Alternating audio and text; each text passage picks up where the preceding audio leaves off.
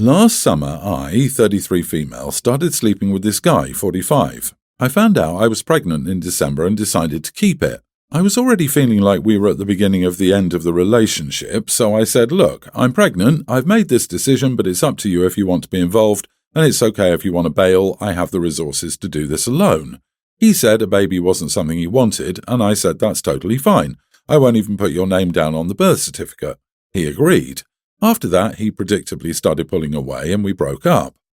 3 months post-breakup, when I was 6.5 months pregnant, this woman DMs me and says, hey, were you sleeping with my husband until recently? It turns out that he had a wife and a teen daughter.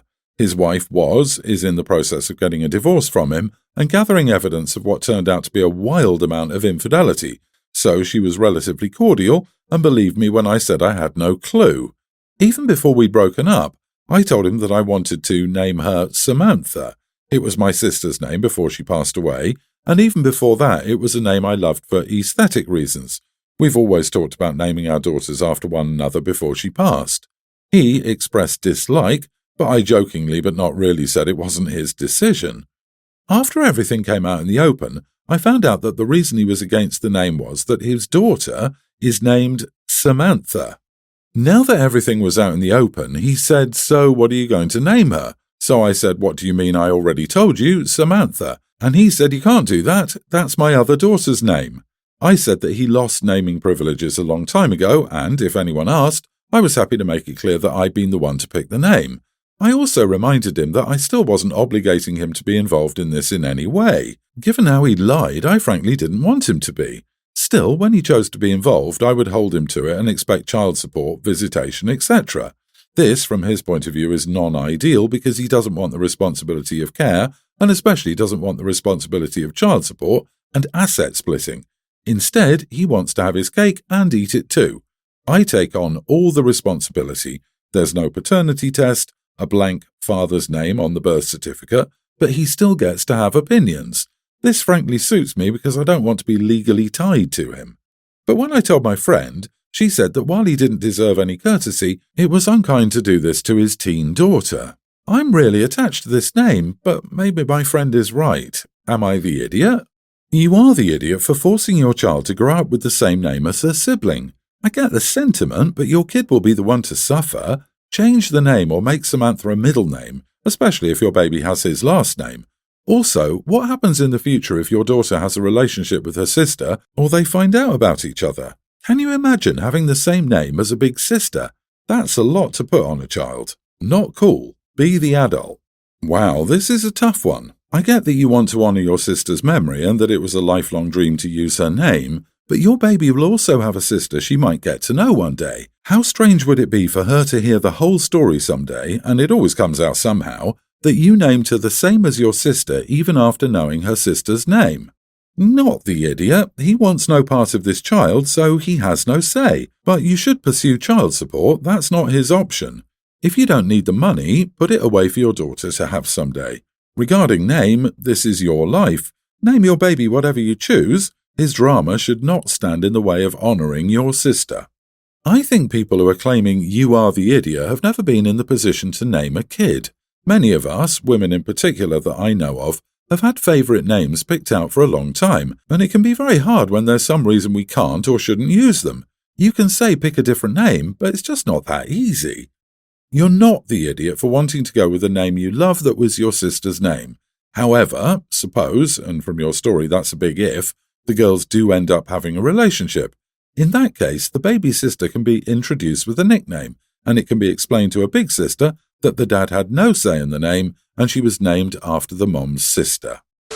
My fiancé had a heart attack and required surgery 2 weeks ago. He just got home a few days ago and I'm caring for him.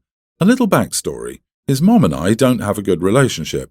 Since the beginning of my relationship with my fiancé, his mom would constantly try to compete with me and one-up me on everything. She always claims she should be the first woman in my fiancé's life because she birthed and raised him and how I can't break their bond.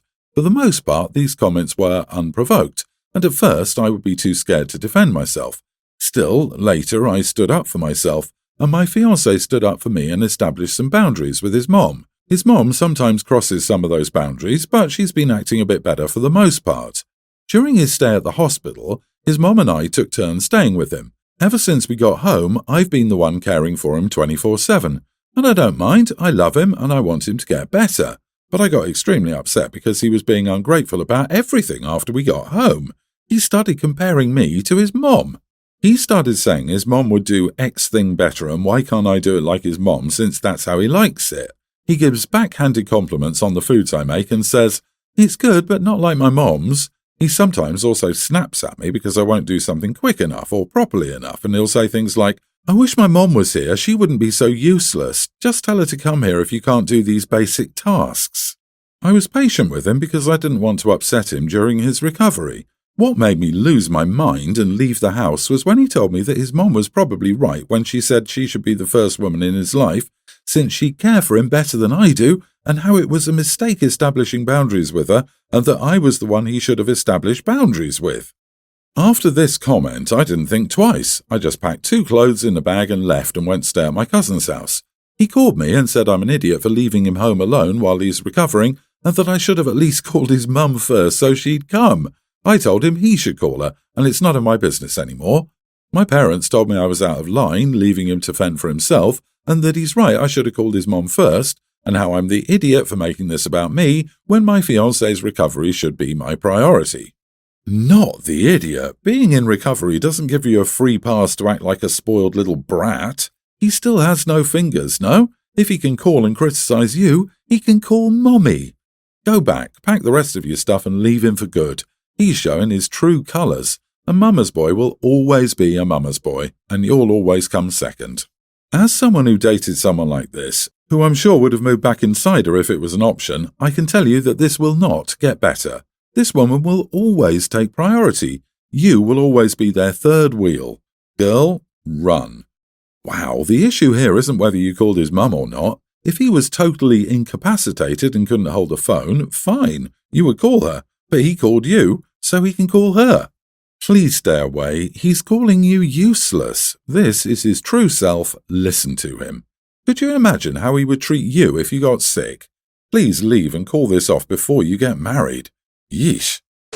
My husband, 35, and I, 34 female, have a 3-year-old son who attends daycare 5 days a week. Both my husband and I work full-time, and neither of us have jobs that allow us to work from home. He's a service tech, so he needs to be in the shop, and I'm a biologist who does a lot of field work.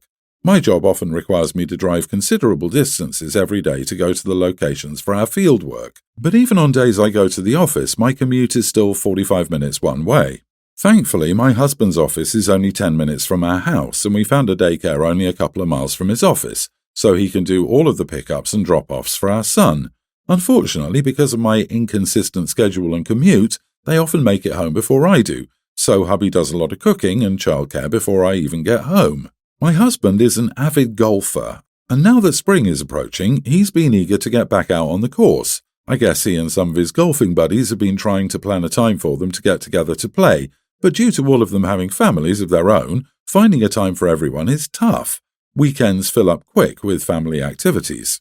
So they've been looking for a day during the week to go. My husband asked if I would be willing to pick up our son from daycare one day so that he could leave work early and go play with his friends.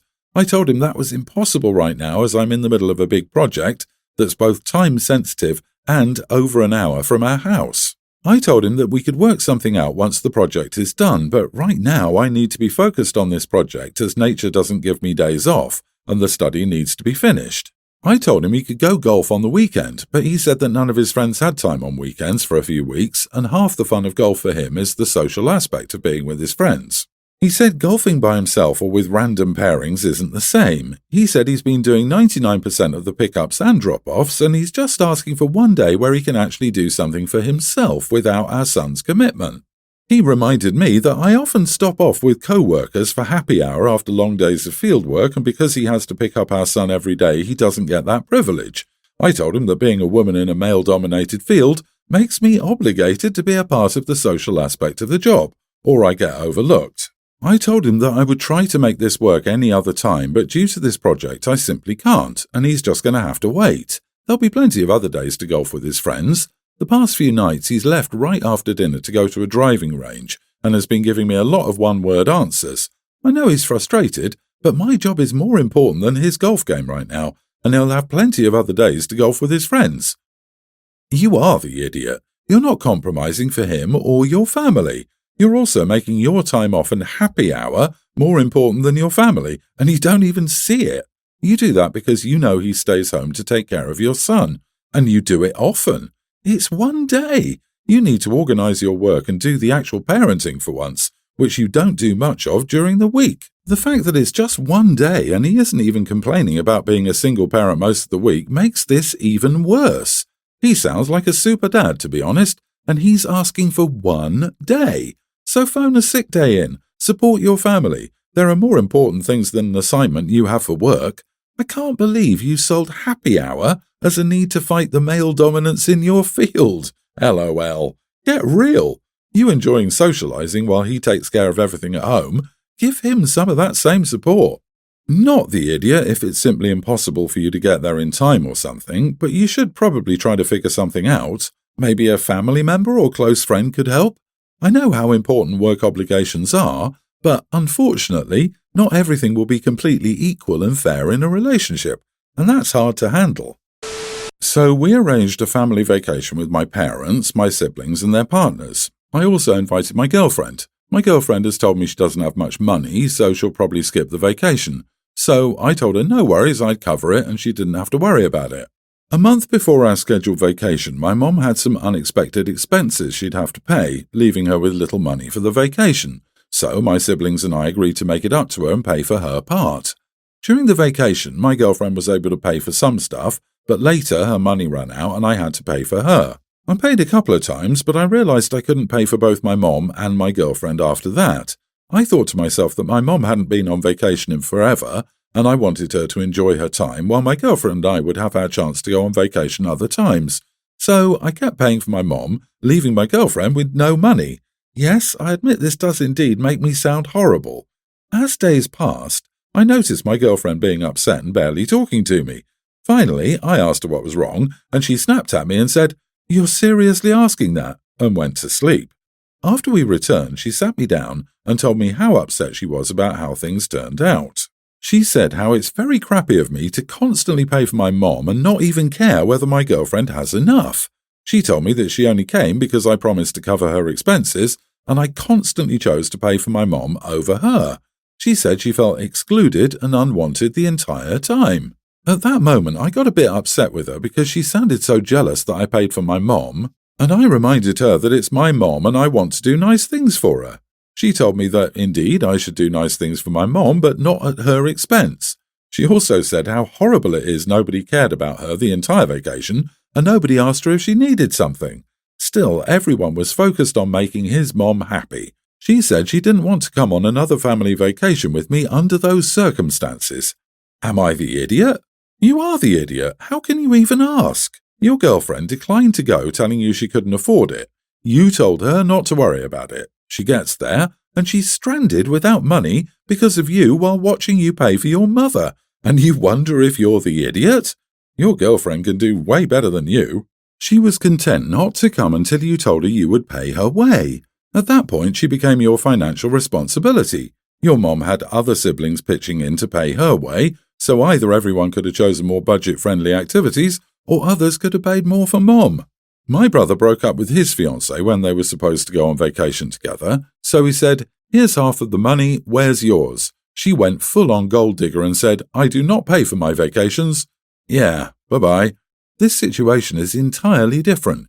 You knew up front your girlfriend's money situation, yet you talked her into going on a vacation that she already said she couldn't afford, and then you dropped your commitment. So this is entirely on you, idiot.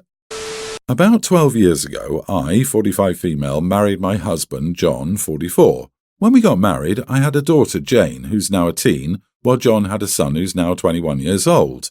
Jane's dad and I had an excellent relationship. Before we started dating, we were best friends and agreed to break up less than a year into it. A few weeks later, I found out I was pregnant, so we worked out a co-parenting system where we were heavily involved in Jane's life. We live on the same street, have weekly family dinners, and spend holidays together. Although John wasn't neglectful or abusive, he clearly favoured his own son. He viewed Jane as a stepdaughter as opposed to his daughter. I was okay with this arrangement because Jane had a father who was very actively involved in her life. His son transferred to a new school this past year and moved out of our house. Since then, John has started being much more fatherly towards Jane. He went from occasionally checking her grades, keeping her on a loose leash and going to the occasional orchestra concert, to checking her grades nightly and talking to her if anything fell below a B. He also made sure he knew exactly where she was going and when she was leaving. Frankly, he was a little overzealous with her orchestra concerts and practice. Jane didn't seem to mind, though, so I never intervened. Recently, though, John caught Jane and a few of her friends drinking. I wasn't home when this happened, but, according to Jane, John blew his lid and kicked all of her friends out before confiscating her phone, grounding her for 2 weeks, and making her download a tracker app on her phone for when she got it back. I was furious. In my and Jane's father's opinion, John's punishment went completely overboard. I asked him why he thought it was his responsibility to do anything more than kicking her friends out. He said that he's been in her life for over a decade and has a right to punish her as she saw fit. Here's where I feel like I might be the idiot. I told John to stop acting like Jane's father because he wasn't in any sense of the word. John got really angry and stormed out. I feel bad because it was pretty cruel and clearly struck a nerve, but I don't think I said anything inappropriate. Not the idiot. He doesn't get to play daddy because his boy isn't there anymore. He also has zero right to track your teenage daughter. That's creepy in my opinion, no matter what she's done. I have to say everyone's the idiot, as OP should have spoken to him when he started micromanaging her daughter. Letting him become overbearing and checking her work and grades every night is ridiculous. She needs to call him out on his change in behavior and tell him that missing his son is no excuse to be controlling like this. He needs to back off. He will not be monitoring her daily, he will not be controlling every action she takes, and he will not be tracking her either. You are the idiot. He is her stepfather and he should have a role in her life. Your words went way overboard. You married John when your daughter was very young. He is a father figure in her life, and finding her drinking is serious. You two need to sit down and hash out how you'll parent Jane, because he is responsible for her.